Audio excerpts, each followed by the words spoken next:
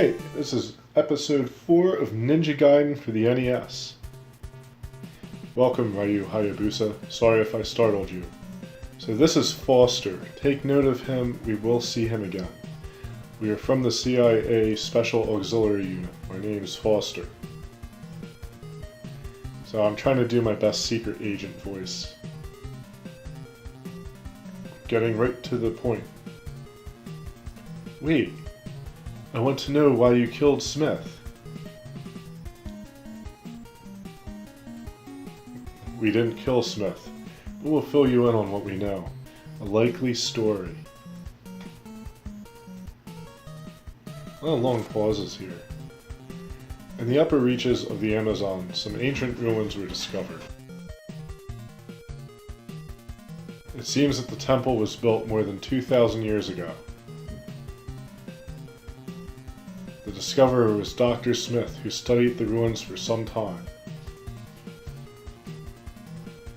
But one day, he suddenly sealed off the ruins.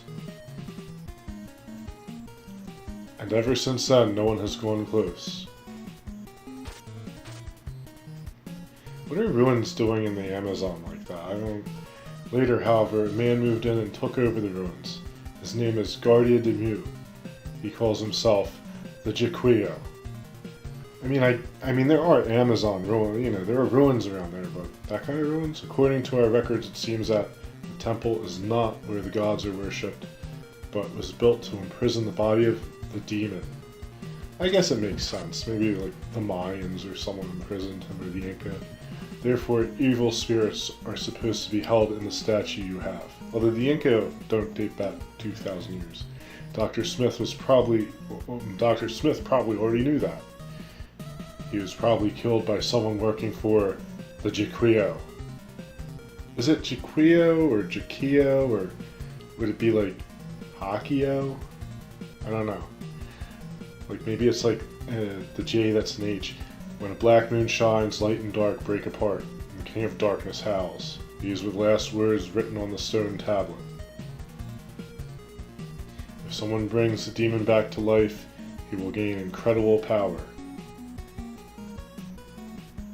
Enough to control the entire world. So you know about that. The woman who shot you in the bar was one of our agents. They were after you. So I guess Irene did infiltrate this group. Use this and go to their headquarters.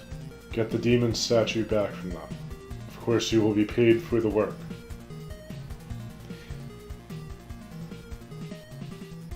If I say no, you know the answer to that. I really like how they do that. It's a pretty good effect. Like I said, we'll see him again. We'll see him in this game and in a later Ninja Gaiden. And I like the fact that they did that. But I won't go into any of that, that's all spoilers. And we have a very bad animation here. One of the few things that actually come off as really crappy in this game is that parachuting scene. So I made some mistakes in this run. I had 2 really close to flawless runs, and I just kind of messed it up here, right there. I decided to keep it though, mainly for the reason that when I write the guides for this game, when I'm writing the guide for this game, I use the footage of these videos. And at this point in the game, things kind of start happening a little differently. The enemies might behave in slightly unexpected ways. It's hard to explain. But there's jaguars that run at you. Sometimes they'll come in from a different direction. Or not necessarily that, excuse me. They'll change directions kind of randomly. Sometimes they'll run off the cliff, sometimes they'll come back at you. So it's kind of good to have a few mistakes here and there. And plus I can kind of criticize what I do. And here's a very cool cutscene that totally makes up for that shitty airplane scene.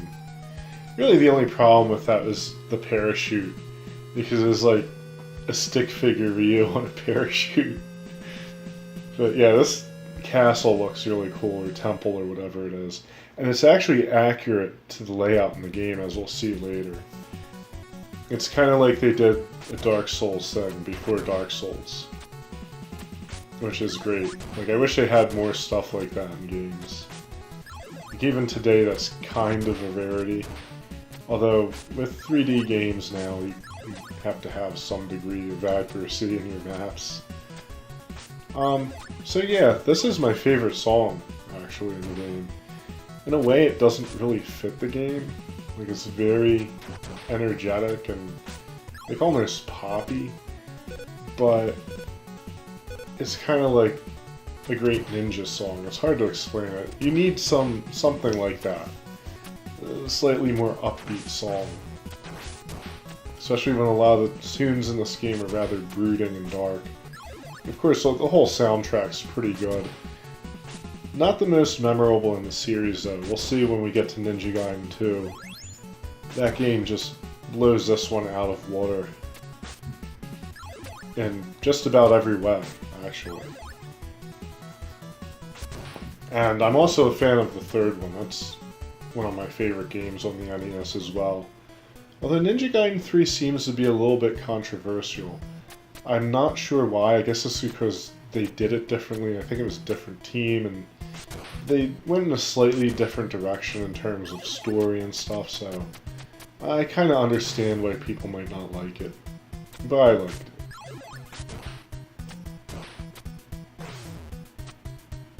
So yeah, like I said, this game can be a little unpredictable. Like, sometimes that guy will wait a long time before throwing those maces. Other times, he'll just start chucking them.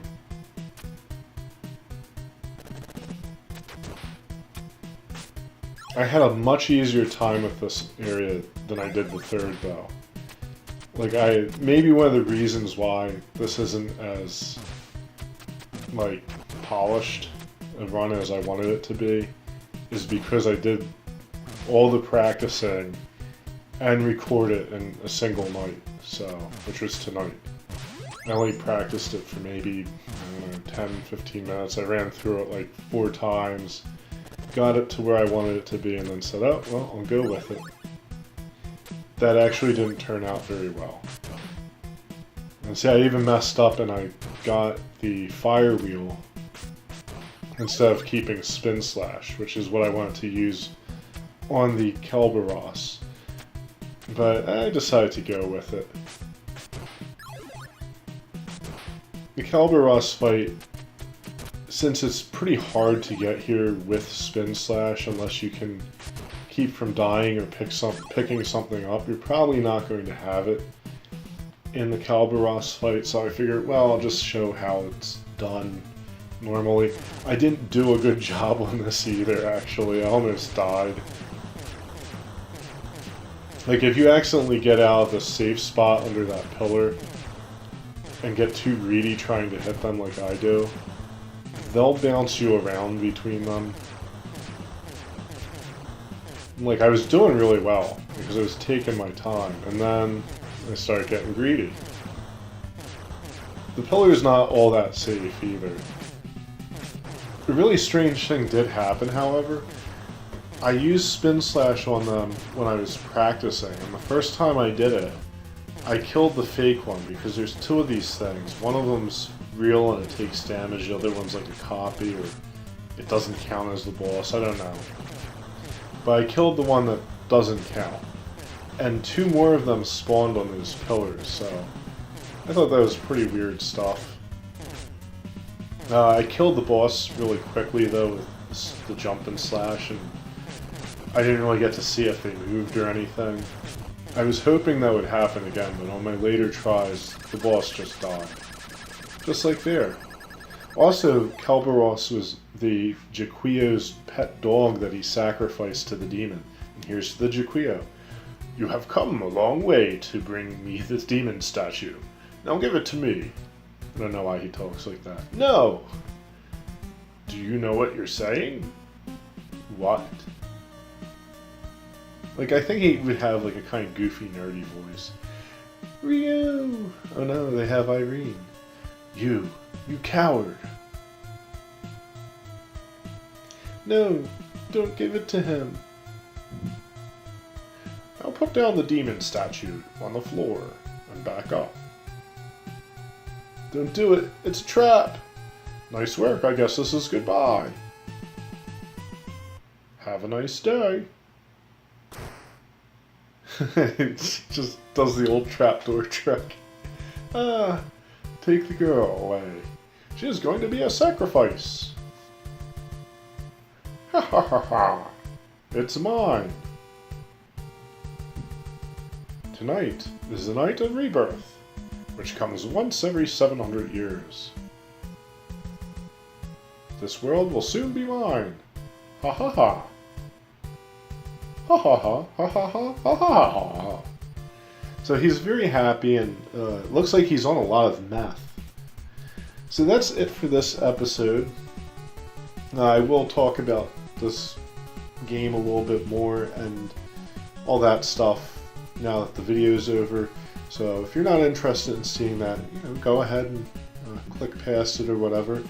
If you want to stay and listen to me blather about Ninja Gaiden, then feel free to stay and listen to the video. This was probably one of my favorite parts of the game. I'm not really sure why.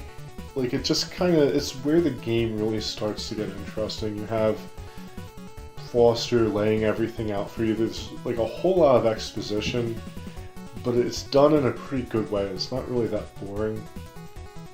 I mean, it could get boring. That's, sometimes in video games, the exposition is like way overdone. They explain enough to make it interesting. Of course, the whole thing seems a little hokey. Like, there's like a 2,000-year-old temple with a demon that a Japanese ninja killed sitting in Brazil. I'm not really sure how that was supposed to work.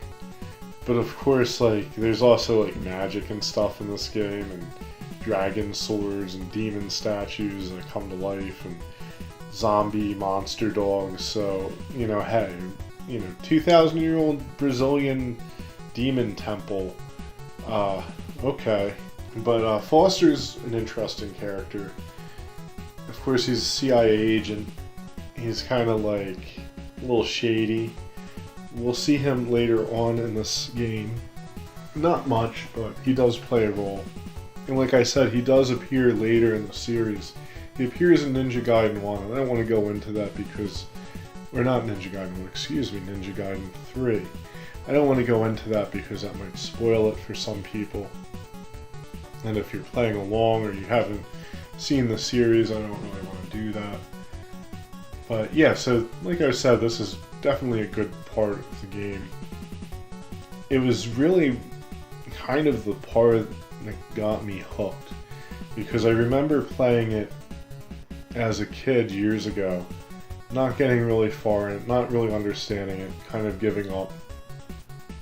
And then later on I ended up getting Ninja Gaiden 3, and then I got Ninja Gaiden 1 and 2. I think I got them at a yard sale or something. It was kind of funny. I got them like really cheap because no one wanted NES games in the mid-90s, so like I'd just go to like all these different things. My mom was into going to yard sales and stuff like that, and I'd get like a bunch of games for like $5 or $6, so it was great for me. I loved it.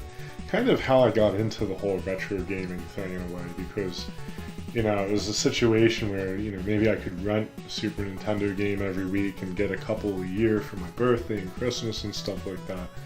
But NES games, I could get a whole bunch of them really cheaply and be able to sit there and play them. So I kind of played both consoles. But, I kind of digress. So yeah, I ended up playing this game second or last. I don't really remember. I never managed to beat it. But I did play. I gave it a few good tries, and I was kind of on the fence about it because it's not as good as Ninja Gaiden 2. I know people, maybe Ninja Gaiden 3, there's more of a split jury on that, but you could argue that it maybe isn't as good as that one. Certainly not as polished as either game. So I was kind of like a little frustrated with it, a little bit like, when does this get good? And then I got to stage 4 and I was like, oh wow, this is a pretty cool game. You know, a lot of the stuff in it's kind of cheesy, like the floor trap and, you know, having the girl like hostage and stuff like that. But it's done in a way that they just kind of present it in such a flat, straight manner that it's great. Like, it's almost like it's aware of itself, but they don't really play upon that. So it's like, the game's a little bit tongue-in-cheek. You can kind of see they were kind of doing, like, they're taking ideas away from action movies and ninja movies. There's actually Japanese movies. I can't remember the name of the movie. I'll see if I can remember what it was. But it was a movie I saw, it came on TV or something. It was this really weird Japanese horror movie with like, it wasn't necessarily horror, it was like fantasy horror from the, I guess, early 80s with like all these weird like rubber monsters and stuff and samurai and things like that. And I can't help but think that maybe some of the ideas from that, especially some of the visuals, kind of found their way into this game. So it works. It works in its own strange way. It has video game and movie logic kind of bound together. It's a little bit silly, but it's just kind of a fun plot. So yeah, that's kind of what got me into this game, was that part of it. And of course, later on we'll see things get much more interesting. We have Ryu looking for his father still. He's bound up in this whole thing with the demon sword, whoa, never mind me saying that. He's bound up in this whole thing with the demon and the Jikuyo and this weird cult, and you never really get a whole lot of explanation on who Jikuyo is. He has a rather strange name. His real name is rather strange. I don't know. Like, it's almost like a French name or something. But I did read a little bit about him, trying to figure out like what the deal was with him. The instruction manual's very badly written. Like, when they talk about him, I don't exactly remember what they say, but basically he's leader of this demon cult. Apparently, according to something I read somewhere, it might have been on Wikipedia, so you can kind of like, you gotta take it with a grain of salt, but apparently like that weird suit he's wearing is made from a demon. I don't know, but there's reason to believe that's true, because when we see him later on, you'll kind of see like some of the stuff on him, you know, kind of hints at that. And it was kind of strange that it even got into the game, as we'll see later. But yeah, so like I said, I really kind of like where the story goes, things heat up. You have that great scene where Ryu's standing on that rock, looking at the, well, I don't even know what it's called. I think it's called the Hall of Demons. I think that's the actual name of that mountainous place that somehow nobody noticed until Dr. Smith discovered it in the 20th century. The late 20th century, actually, to be more specific. But yeah, that's a great scene, though. It has a lot of drama to it. It becomes something of a trope in the series. That sort of thing happens in every game. And the games are kind of formulaic, as we'll see. Like, they all kind of have certain beats that are hit at certain points in the story. It's not really a bad thing, though, especially when we get to Ninja Gaiden 2, because everything escalates in Ninja Gaiden 2. There's much greater sense of drama. The stakes are a lot higher, it seems. There's different things going on, but at the same time you can see echoes of this game in that one. Which would make sense because it is a direct sequel, and you know, they kind of would have to nod to it and stuff a little bit. But as I said, this game is actually a great setup for that game. And that Ninja Gaiden 2 is an excellent follow-up to this one. And they ironed out a lot of the stuff. I know I'm talking about a completely different game, but I really didn't have any of this thought out tonight. In fact, I wasn't exactly going to do the voiceover for this tonight. I decided, hey, why not go ahead and do it, get another Ninja Gaiden episode out, because it's going to take me a little time to work on the Act 4 portion of the guide, because it's a much more complex act than Act 1, 2, and 3, which were kind of a quicker thing to write down. It takes me maybe about an hour to 2 hours to actually sit down and map things out. You know, figure out, oh, well, this is what you have to do here to get this done. So it's a little bit of a process, and I figured it would just be best to get this part done so I can release the video and start working on the guide, and then Act 5. And Act 5 is going to be a doozy. This is where I'm going to really be tested to see if I can actually pull this no death run off. And if I don't fail in Act 5, we'll see how things go in Act 6. Because as I said, I've never actually beaten this game. So it will be quite a moment when I do. Of course, like I said, I might falter in Act 6. I might not be able to get everything down exactly perfectly right so that I can do it. But I'm going to try, and we'll see what happens. So thank you so much, guys, for watching. I will be back with more Ninja Gaiden. And until next time, good luck and happy gaming.